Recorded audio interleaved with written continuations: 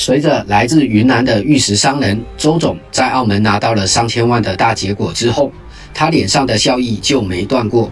转身从账房里换出一叠厚厚的港币后，他特地找了个没有摄像头的地方，啪的把港币拍在我手里，说：“小蔡，这钱你拿着，现在就去订 KTV 包房，再叫上几个人，今晚的庆功宴啊，全场消费我包了，别省着。”我当时赶紧点头应下，转身往办公室走，收拾好东西后，跟老板说了，今晚我要出去陪客户。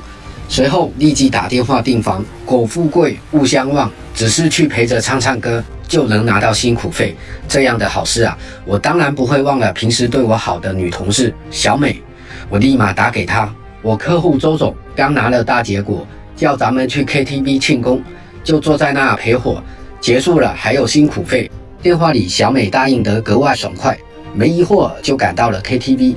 那晚的包房里灯光闪烁，音乐回荡，周总举着酒杯跟我们挨个碰杯，嘴里满是得意，全在讲他前一晚在我们公司的投资多有眼光，又是如何抓住机会拿到这上千万大结果的。我跟着大家一起推杯换盏，一起唱歌，全心替周总庆祝。周总格外兴奋，接连劝酒，到最后我和小美都有些迷糊。送周总回酒店后，我和小美也各自打车回家。我当时记不清自己喝了多少，只知道西装口袋里揣着一叠港币。回到出租房后，立马倒头就睡。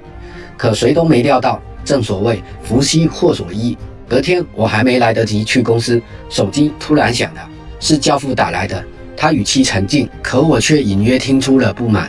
他说：“你知不知道你的客人周生昨晚酒精上头，在包房里被洗白了？你明知道他喝多了，为什么不劝阻他？”我当时握着手机的手唰的一下就凉了，酒劲瞬间醒了大半，连说话都带着颤音。洗白了？是周总吗？他昨晚明明好好的，我送他回酒店时他还挺清醒的电话那头的教父没直接回答，反倒问我：“豪仔，你知道低级公关和高级公关有什么区别吗？”区别在于，低级公关永远只是个服务员，无非是开会员卡，替娱乐产业拉人头，靠着极尽谄媚的手段做推销、搞服务。而高级公关是客户在澳门的合伙人，和客户之间永远是相互成就的关系。他们绝不会为了一点小费就陪客户喝得烂醉。本身来这里的客户就容易头脑不清醒，而你身为他们的公关，就该时刻保持清醒。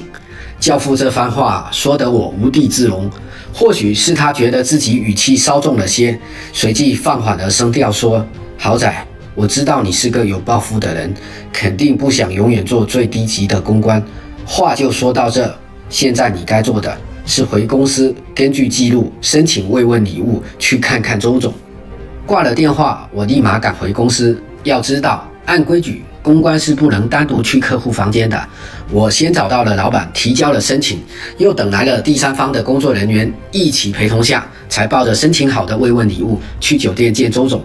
可见到他时，我却愣住了，他完全没有我想象中的那种不开心、颓废的样子，反倒一脸风轻云淡。见我来了，还主动开口说：“嗨，小事情而已。以前我在听你，掉得可比这多多了。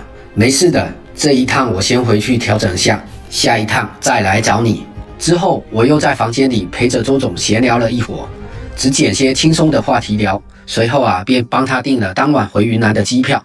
等送周总去机场的消息传来，这件事才算真正告了一段落。而那时我也没敢耽搁，立刻给教父就打了电话，主动汇报了情况，也承认了这次自己的失误，说自己不该陪周总喝到迷糊，更没尽到劝阻他的责任，还保证以后一定会时刻保持清醒，做好自己该做的事。